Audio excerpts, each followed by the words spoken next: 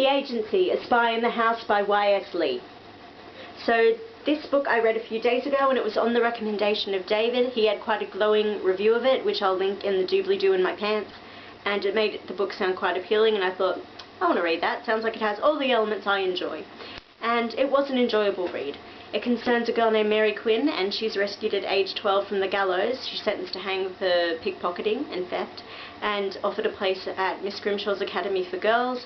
It offers education to unfortunate young women, and tries to give them academic opportunities that would not be available to women at all in any social status at that time. And it encourages a real sense of self and of self-worth, and the possibility of doing more with your life than was expected.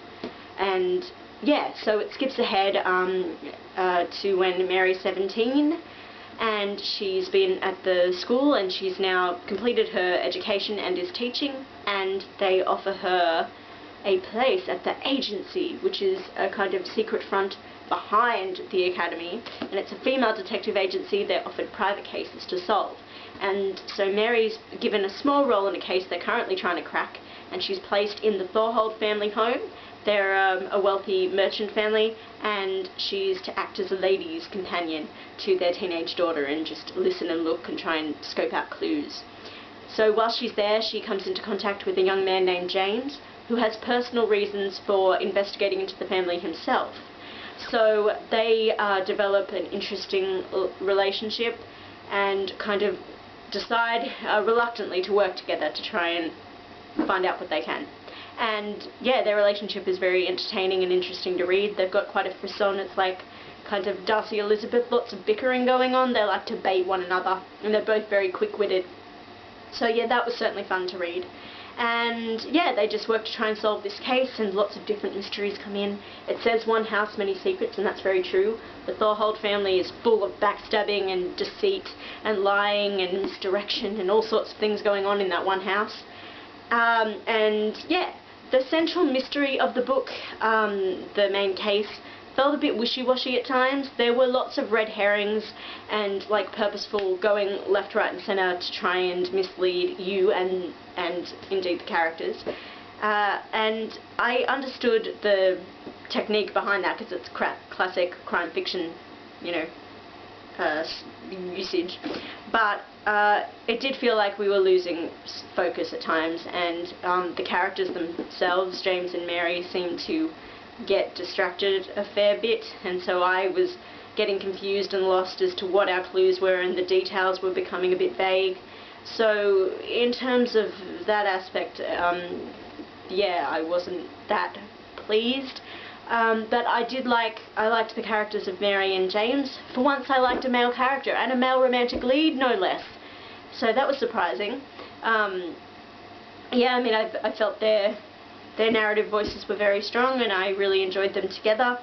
The supporting characters felt a little bit cardboard cutout-y at times, a bit two-dimensional. I think that was sort of a purposeful thing.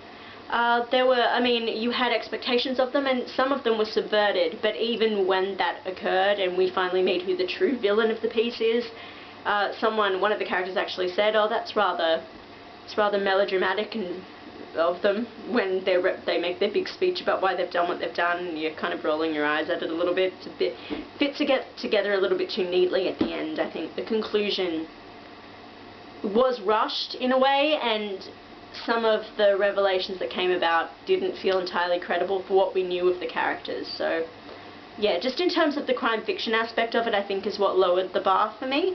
But I loved Y.S. Lee's creation of atmosphere, especially the setting, because it's London in the mid-19th century, and we're really given a sense of smell and touch and taste for this place. It's in the middle of a heat wave, so the Thames, the main river through London, is absolutely putrid, and you really feel what it would be like to be these characters stuck within this environment at that particular time in history. And yeah, it just makes me glad it wasn't me.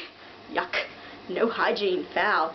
But I mean, that created a really good mood, and it helped to actually propel the plot forward at times. So yeah, atmosphere and the two main characters were elements I really liked. So I would give it 4 stars out of 5. And I do thank David for recommending it to me. And I am interested enough to check out the second one. I think it's a series, so I'll check out The Body in the Tower. And yeah, so this is The Agency by Y.S. Lee, 4 stars out of 5.